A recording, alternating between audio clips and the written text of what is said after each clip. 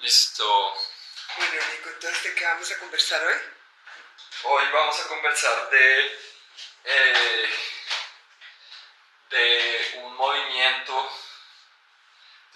artístico que tiene que ver del lado norte de Europa, que es el lado que a mí más me interesa para este canal, que es un lado más abstracto, más lleno de ideas, más lleno de menos lleno de emotividad, de pasión, de cosas latinas, que es el sur de Europa, y de Latinoamérica, que tiene Latinoamérica, tiene tanto del sur de Europa como de indígenas como de negros.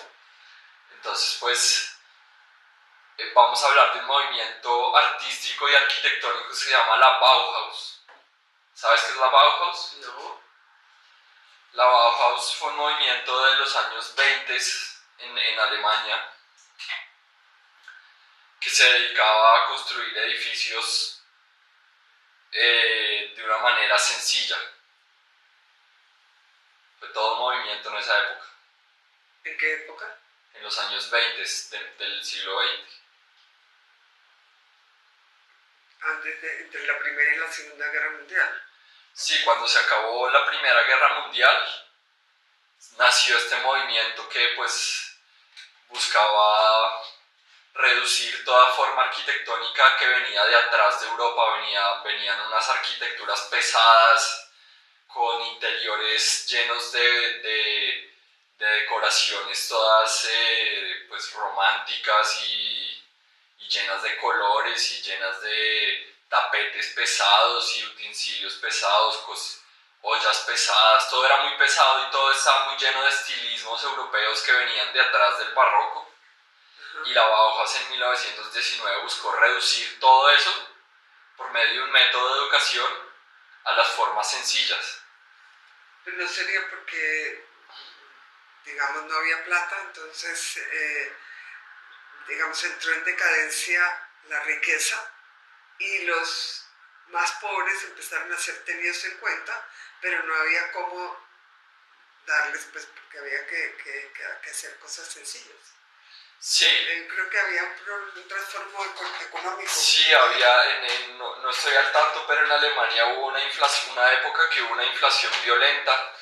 No me acuerdo si fue exactamente en esa época, pero la inflación hizo que la gente ya no tuviera acceso para pagar, no sé, vasos, por ejemplo. O sea, la figura del vaso, los vasos eran unas copas en oro y eran diseñadas de una forma muy estilista. Entonces, pues, por ejemplo, este vaso es un vaso sencillo de producir, sencillo de fabricar, y que es un vaso al que pueden acceder todo el mundo que es pobre en Europa. Entonces, pues la Bauhaus no es solo un movimiento arquitectónico, sino que también es un movimiento que busca permear toda la sociedad, busca permear la industrialización, la fábrica, el diseño de interiores, las sillas sencillas. Ajá. Pues me parece muy bien, pero ¿de qué se trataba la Bauhaus? Pues Bau quiere decir construcción, Bau quiere decir edificio, construcción, Bauen quiere decir construcción, Bau quiere decir edificio. Bauhaus es como un movimiento moderno que tiene que ver con el mundo de la construcción y de la fábrica. También tiene su lado artesanal, también tiene su lado teatral, también tiene su lado de pintura.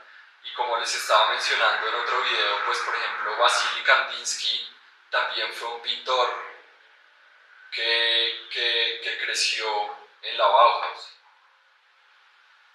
¿Tú conoces a Kandinsky? Sí, pues no lo conozco, pero sí he oído hablar de él. ¿Qué decía Kandinsky? No, yo no sé qué decía Kandinsky, pero... Eh, y uno de los fundadores de la Bauhaus que me parece muy interesante es Walter Gropius. Walter Gropius, ¿qué tiene que ver Walter? O sea, Walter, con lo que yo he aprendido de alemán en Duolingo, Wald quiere decir selva, quiere decir bosque, quiere decir naturaleza, Wald. Das Wald o der Wald o algo así. Entonces Walter es un nombre que quiere decir aquel que viene de la selva, aquel que viene del bosque. Ah, no sabía. Qué interesante. Walter quiere decir eso, pues porque a veces uno no sabe el origen de los nombres. Ajá. Pero wall también quiere decir pared. Bueno, sí. En inglés wall quiere decir pared, entonces como que selva, pared, por ahí va Walter. Y pues se llama Walter Gropius, y Gropius pues tiene que ver con grupo. Gropius, grupo. Bueno, y él empezó en un lugar en Alemania que se llama Auerbach. No sé. Bueno, Auerbach es un lugar en Alemania que yo no sé qué significa Auerbach, pero pues no estoy al tanto. Pero en general, lo que hizo Walter Gropius fue diseñar estas casas blancas modernas que son así rectilíneas que parecen una caja y están llenas de vidrios. O sea, es todo un diseño arquitectónico que permeó mucho la modernidad de Bogotá. A mí me parece muy interesante Colombia porque Colombia es un país con descendientes africanos y con descendientes indígenas y blancos. Entonces pues se forma todo un grupo y la arquitectura de los vidrios y de los cristales en donde todo es transparente y ya no hay estas paredes pesadas, paredes densas, sino que pues tú puedes ver en la Nacional, los edificios de la Nacional son puro la Bauhaus, o sea, son puras cajas blancas con ventanales grandes, donde pues se sigue este movimiento de reducir toda la forma a la geometría y reducir toda la forma a la racionalidad sin darle ningún estilismo, por así decirlo. ¿Y eso te gusta?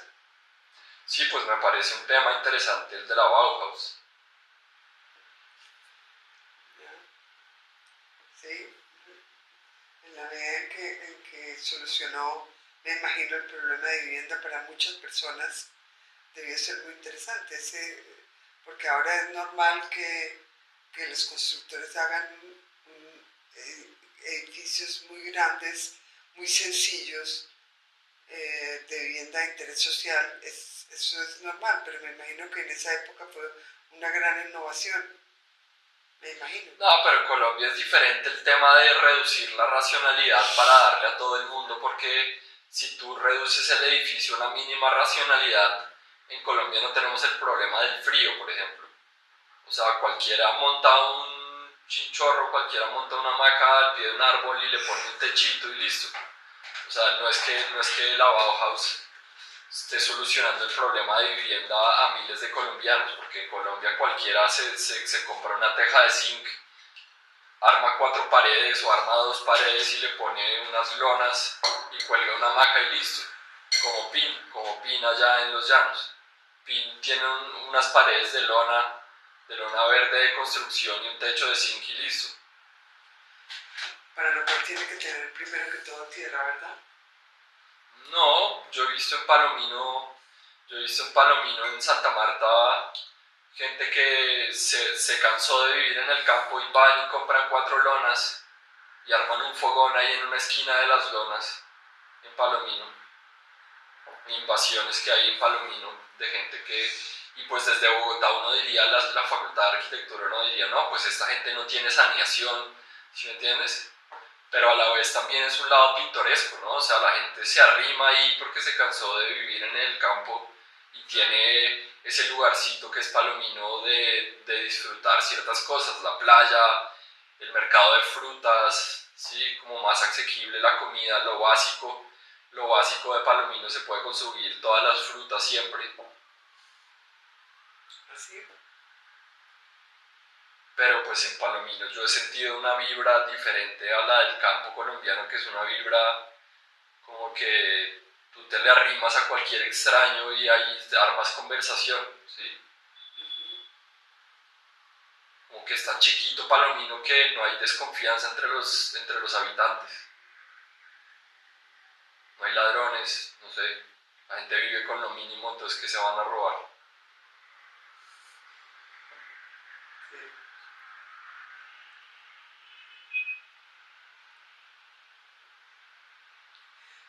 estamos hablando de la Bauhaus. ¿Qué es lo que más te gusta de ese estilo?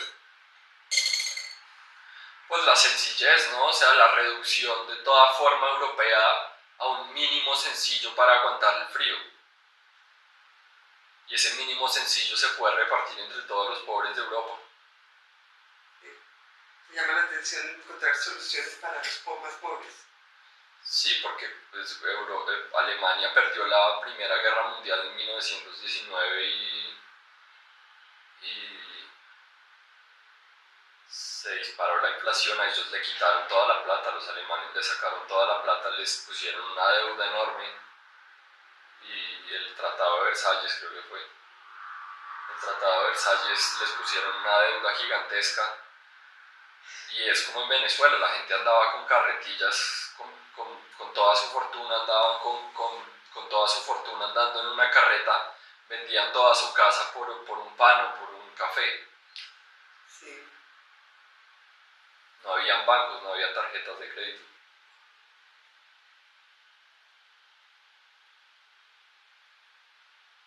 Pero entonces lo que más te llama la atención es cómo encontrar soluciones sencillas para los más pobres. Eso es lo que te llama la atención. O solamente hablar en contra de los ricos. No, no estoy hablando en contra de los ricos, es que los ricos es un problema diferente porque Pero estás diciendo que esas mansiones con sus rococós y con sus muebles, porque ellos también produjeron una cantidad de cosas. Produjeron conocimiento, produjeron arte. Entonces, sí, pero los hogares promedio en Alemania no eran hogares con vitrinas, con luz, era una arquitectura un poco más densa, ¿no? sí. O sea, los interiores tenían, a veces eran pobres, pero los interiores tenían, no sé, diseños de interior lo normal en Alemania. ¿Y qué era lo normal en Alemania?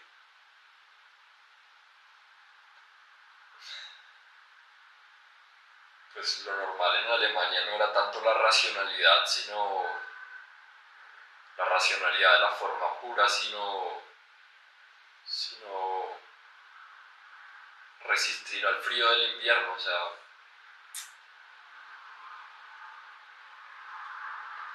Sí, pero yo no creo que con esa arquitectura cómo ayudó al frío, porque tuvo que inventarse algo para aguantar el frío, porque por más de que sea una construcción sencilla, esta, pues va a entrar frío. Entonces tienes que ponerle algo de calor, ¿no? Yo me imagino sí, que... pues ya utilizaban el hierro para no permitir la entrada de frío por debajo de las puertas y por debajo de las ventanas, entonces pues me imagino que esa